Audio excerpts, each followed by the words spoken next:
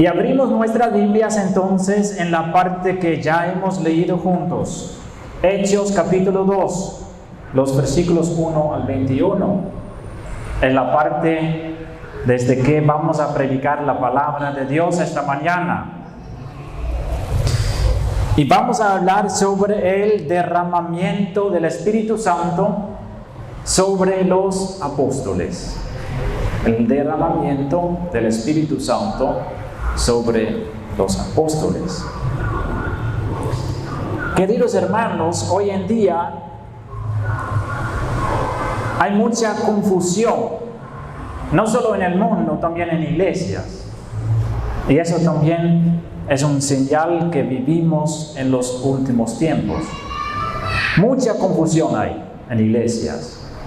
En realidad es así, hermanos, que en iglesias la gente hace muchas cosas porque tiene el sentimiento que algo es bueno o no. Pero nuestro sentimiento, hermanos, no es tan importante. Porque todos nosotros somos pecadores. Y también entonces nuestros sentimientos son siempre mezclados con deseos carnales y pecaminosos. Y entonces nuestros sentimientos no son importantes en qué hacemos, en qué decidimos en la iglesia. En la iglesia lo más importante es que la palabra de nuestro Señor. Si algo estamos haciendo como iglesia que no es conforme a la palabra de Dios, ¿qué tenemos que hacer? Arrepentirnos, ¿verdad? La palabra de Dios tiene que ser o tiene que tener la última palabra en la congregación, siempre, ¿verdad? Y por eso estoy hablando de eso, que hay mucha confusión en iglesias. ¿Por qué? Porque muchas iglesias hacen cosas según lo que sienten bien, sin tomar en cuenta o poner en primer lugar la palabra de Dios en la congregación.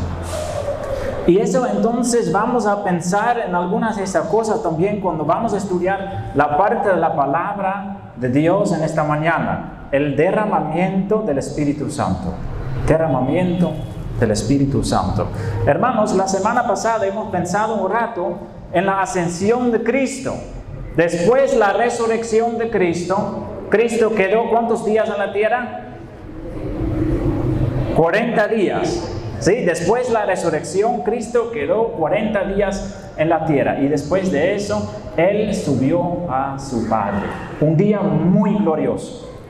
¿Por qué? Porque en ese día Él recibió la corona. La corona de ser el rey de la iglesia. La iglesia tiene un rey. La iglesia es gobernada por Cristo. Y todos los pastores, ancianos, líderes, solo son siervos de Él, o tienen que ser siervos de Él. Cristo es el rey de la iglesia. Entonces, en su día en que ascendió, en que subió al cielo, Él recibió la corona. Pero los discípulos quedaron en la tierra. Quedaron en la tierra sin Cristo. Y hace unos dos semanas hemos estudiado que los discípulos recibieron una orden de parte del Señor. ¿Qué fue la orden? Predicar el Evangelio en todo el mundo. El mundo. Eso a veces para nosotros como cristianos es difícil, ¿no? Nosotros pensamos que tenemos que predicar el Evangelio en la iglesia. También es necesario. Pero Cristo dijo, predicar el Evangelio a todo el mundo. ¿Sí? A los que aún no conocen el Evangelio. La obra más importante hemos estudiado hace 2 semanas. Entonces los discípulos quedaron en la tierra con esa orden. ¿Y qué pasó después que Cristo se subió al cielo, ¿qué pasó? ¿Los discípulos inmediatamente iban en todos los lugares predicando el Evangelio? No, en realidad no. ¿Por qué no? Es porque ellos estaban esperando el cumplimiento de una promesa de nuestro Señor Jesucristo que podemos leer en Hechos 1. Hechos 1, versículo 8. Las palabras que Jesús predicaba justo antes de ir al cielo. ¿Qué dijo Jesús? Pero recibiréis poder cuando haya venido sobre vosotros el Espíritu Santo. Y me seréis testigos en Jerusalén, en toda Judea, en Samaria y hasta lo último de la tierra. Entonces, ¿qué faltaba a los discípulos para ir y predicar? El Espíritu Santo. El poder del Espíritu Santo. Entonces, ¿qué hicieron los discípulos después que Jesús se fue al cielo? Esperando tranquilamente hasta que Dios cumple su promesa. No, hermanos. Lo que hicieron ellos es algo hermoso para leer. Ellos se reunieron en una casa para orar. Para orar todo el tiempo. Para que Dios cumple su promesa. Eso podemos ver en el versículo 12 y 13 del capítulo 1. Y entrados subieron al aposento alto. Y versículo 14. Todos estos perseveraban unánimes en oración y ruego con las mujeres y con María, la madre de Jesús, y con sus hermanos. Todos estaban juntos orando. ¿Por qué? Por la venida del Espíritu Santo. Por ese poder que Jesús prometió. 40 días Jesús estaba en la tierra, subió al cielo y los discípulos estaban orando 10 días antes de que Jesús cumplió su promesa de enviar el Espíritu Santo. 10 días. Eso vamos a ver entonces en la prédica. Estamos hablando sobre el derramamiento del Espíritu Santo. Hermanos, sobre el Espíritu Santo, yo estuve hablando sobre confusión en iglesias. Sobre el Espíritu Santo hay mucha confusión en iglesias. Mucha confusión. Y entonces, si estamos hablando sobre eventos especiales, movimientos especiales, sentimientos especiales, en todo eso tenemos que sujetarnos a la Escritura. Si algo está pasando en la iglesia que no es según la Escritura, no tiene valor. ¿Quién es el Espíritu Santo? Hablamos primero sobre esto. El Espíritu Santo es Dios, juntos con el Padre y el Hijo. No es el Padre, no es el Hijo, es una persona independiente. Él pertenece al Dios Trino, Padre, Hijo y Espíritu Santo. Y algo muy importante, no lo vamos a profundizar mucho, pero los versículos son muchos que lo dice esto. ¿Qué es la obra del Espíritu Santo? ¿Qué es la obra más importante del Espíritu Santo? Su primera obra y su obra más importante es glorificar al Hijo, Jesús, y glorificar al Padre. Eso es bien importante. ¿Por qué? Porque muchas iglesias tienen costumbre de glorificar al Espíritu Santo. Pero yo le voy a decir un secreto. En la Biblia no encontramos ningún versículo que dice que tenemos que glorificar al Espíritu Santo. ¿Por qué no? Es porque el Espíritu Santo quiere movernos para glorificar al Hijo y al Padre. Por eso. ¿Sí? Eso es importantísimo. Porque hoy en día, hermanos, hay muchas iglesias que alaban y glorifican y el centro de sus reuniones es el Espíritu Santo. Pero no debe ser así. El Hijo y el Padre tenemos que glorificar, porque el Espíritu nos mueve para glorificar al Hijo y al Padre. Eso vamos a ver también en lo que va a pasar con los discípulos. Entonces, glorificar a Dios es la obra más importante. Y por supuesto también transformarnos. Si nosotros somos creyentes, dice la palabra de Dios que el Espíritu Santo habita, mora en nosotros. Eso es una realidad.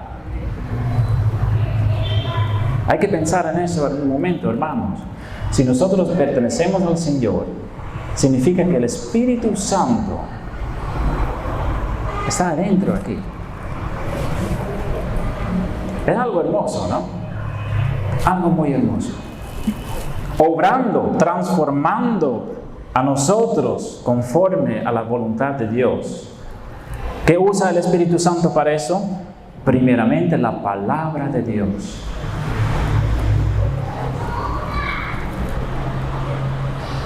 La palabra está muy importante, hermanos. La palabra de Dios es la herramienta más importante del Espíritu Santo para obrar en nuestra vida. Y por eso, lo que encontramos mucho hoy en día, hermanos, son iglesias con muchas manifestaciones del Espíritu Santo, pero con poca enseñanza de la palabra. O con personas que les gustan ir a la iglesia para experimentar cosas extrañas sin tener conocimiento de la palabra de Dios. Y eso es raro. Es muy raro. ¿Por qué? Porque la palabra es la herramienta más importante del Espíritu Santo. Tenemos que enfocarnos por eso, en estudiar la palabra de Dios. Palabra de Dios, lo más importante. Y entonces, día de Pentecostés, dice la palabra de Dios en el capítulo 2. Cuando llegó el día de Pentecostés, si nosotros escuchamos la palabra Pentecostés, tal vez pensamos en iglesias pentecostales, ¿sí? Pero la palabra Pentecostés viene de la Biblia. ¿Qué significa Pentecostés? La palabra Pentecostés. La palabra Pentecostés significa 50 días después del Pascua. No tiene un significado muy elevado, solo eso. Es una fiesta judía que fue celebrado por los judíos para celebrar la bendición de la cosecha que ellos han recibido. Los frutos, las frutas que dieron su tierra, para ofrecerlos al Señor, para agradecer al Señor. Eso fue el propósito del día de Pentecostés, una fiesta judía. Y para los judíos era un evento muy importante. Era una fiesta tan grande que los judíos de todas partes de la tierra vinieron para reunirse en Jerusalén. Un feriado muy especial, podemos decir. ¿Sí? Todos estaban en Jerusalén por el templo para glorificar a Dios, para agradecer a Dios por todo lo que han recibido. Pentecostés. Y entonces esa fiesta está pasando en Jerusalén y los discípulos también están en Jerusalén, orando por la venida del Espíritu Santo. Ya pasaron 10 días antes de la ascensión de Cristo al cielo. Y entonces, hermanos, los discípulos tenían que orar 10 días por el cumplimiento de la promesa del Señor. ¿Por qué 10 días? No fue posible para el Señor para cumplir la promesa un día después de la ascensión, o 2 días, o 3 días. ¿Fue tal vez para probar la fe de ellos? No, hermanos. Eso contiene una lección para nuestra vida espiritual. Nosotros somos muy inquietos, ¿no? Cuando nosotros estamos orando por algo, lo queremos tener ya. ¿Verdad? Así somos nosotros a veces. Pero tenemos que saber, hermanos, que el tiempo de Dios es perfecto. Entonces, al momento que Dios va a obrar, es el momento perfecto, no hay mejor momento. Y eso también podemos ver en esa historia. ¿Por qué demoró 10 días? Es porque Dios quiso derramar el Espíritu Santo justo en esta fiesta. ¿Por qué en esta fiesta? Porque todos los judíos de todo el mundo estaban en Jerusalén presente para verlo. El mejor día. Si estamos orando por algo, hermanos, tenemos que seguir orando si es algo que estamos orando según la voluntad de Dios, esperando su momento para cumplir lo que Él nos promete. Entonces, hay judíos en Jerusalén de todas partes del mundo, lo puede leer en el versículo 9 y 10. Partos, medos, elamitas, los de Mesopotamia, Judea, Capadocia, Ponto, Asia, Frigia, África, Egipto. Todos tipos de judíos, son todos judíos. Todos los tipos judíos se reúnen en Jerusalén para celebrar esa fiesta. Todos ellos están ahí. Y los discípulos, ¿qué están haciendo después de esos 10 días? Ya están desanimados, piensan, ya hemos orado mucho tiempo. No, todavía están unánimes juntos, dice el versículo 1. Todo el tiempo estaban perseverando en oración y ruego. ¿Por qué estaban orando? Por el cumplimiento de la promesa del Señor, el derramamiento del Espíritu Santo. Porque ellos tienen en su corazón el deseo de ir y predicar el Evangelio.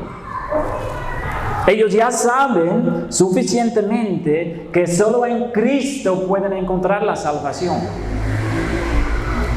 Y ellos quieren ir para predicar, pero saben que necesitan el Espíritu Santo.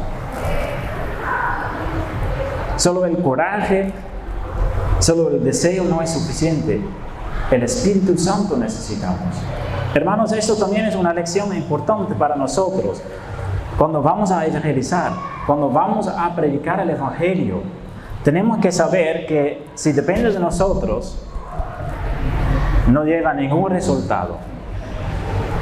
Si depende de nosotros, no podemos esperar ninguna persona que lo va a creer.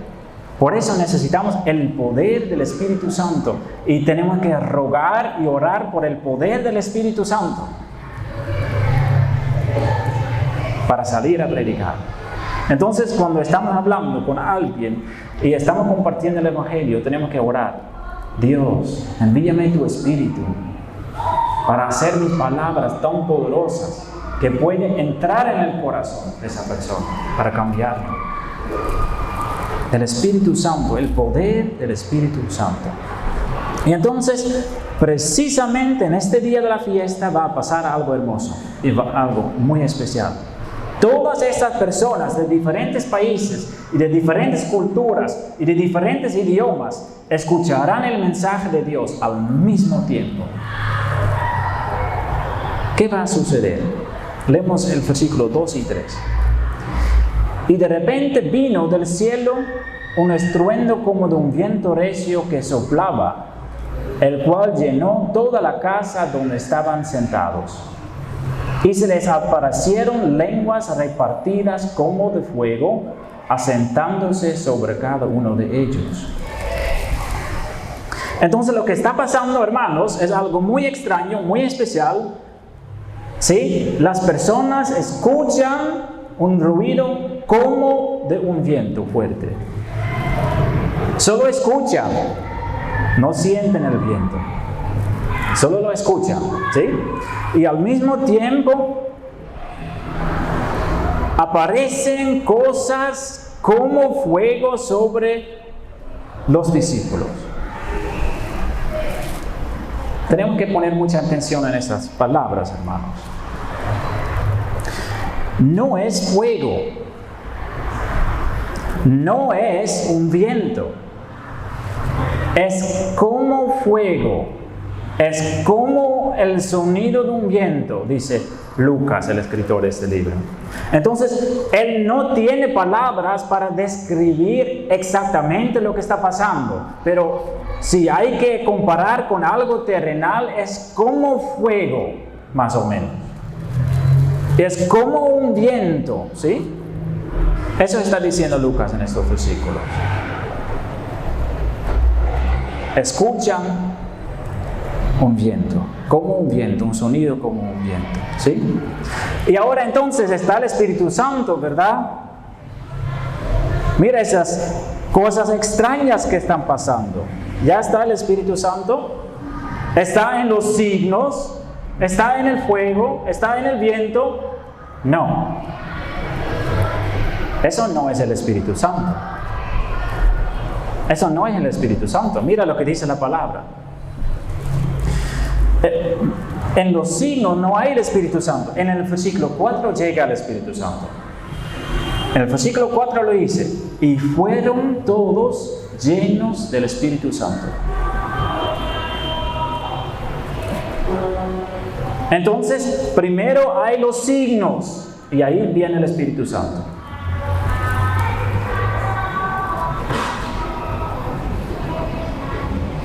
Dios usa estos signos extraños, especiales, ¿para qué? Para que toda la multitud pone su atención en estos hombres. Eso es el propósito del signo.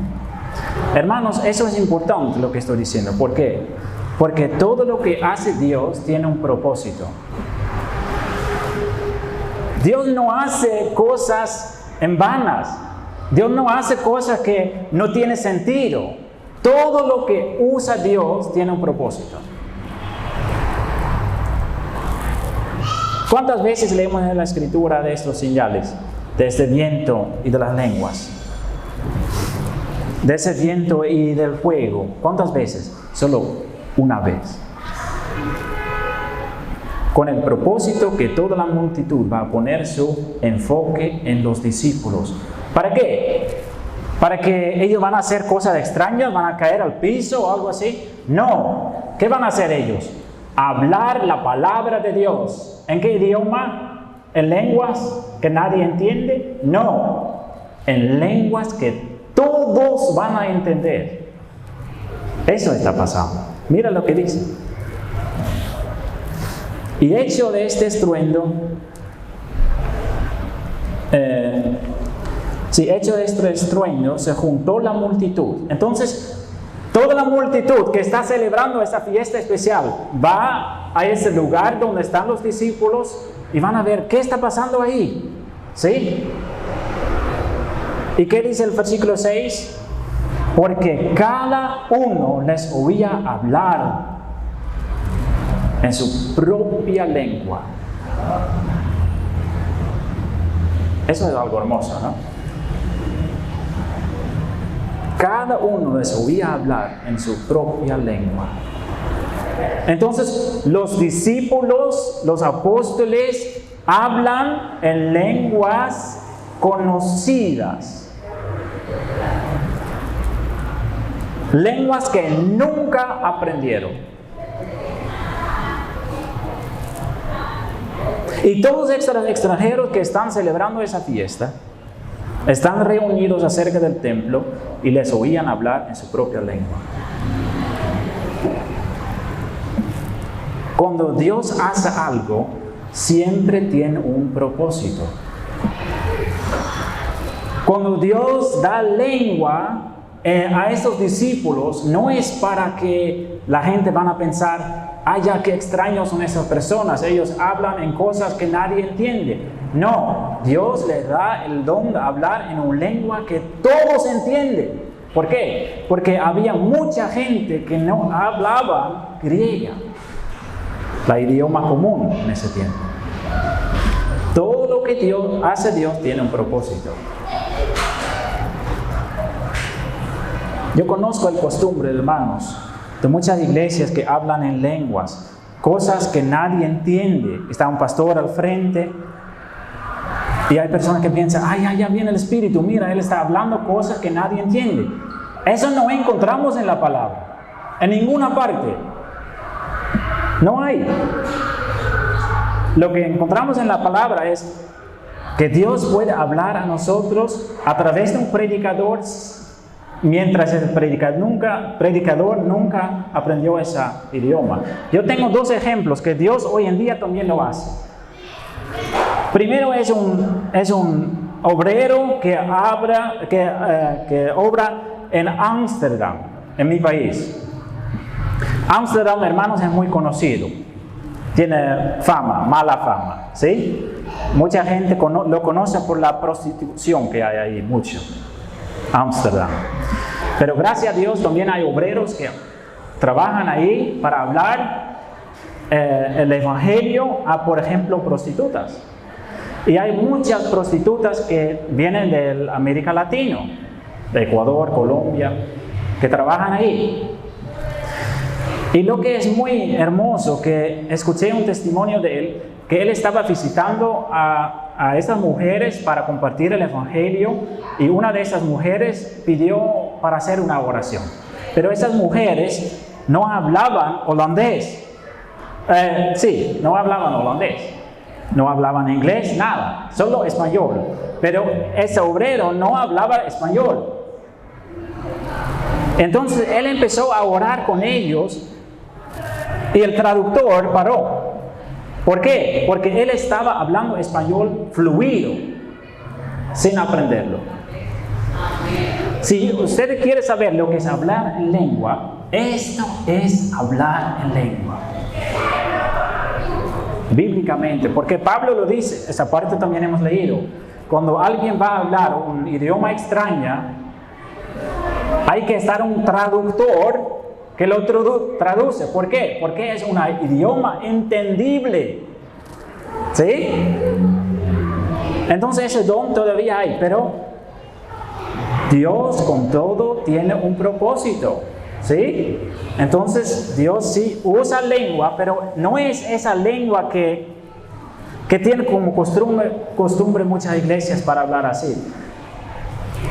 Yo lo puedo decir un poco más fuerte, porque tenemos que ser honestos, ¿no? No tenemos que hacer las cosas como sentimos, sino lo que dice la palabra de Dios y lo que nos enseña también las cosas del mundo. Esa forma de hablar en lengua que no tiene sentido, hacerlo en el culto o en alguna situación, esa forma de hacerlo es muy peligroso. ¿Por qué? Porque yo conozco muchas situaciones ya en que un pastor dice, yo recibo un mensaje del Espíritu, ¿no? Y va a hablar en lengua y después va a decir algo fuerte a veces a la congregación para manipular la congregación.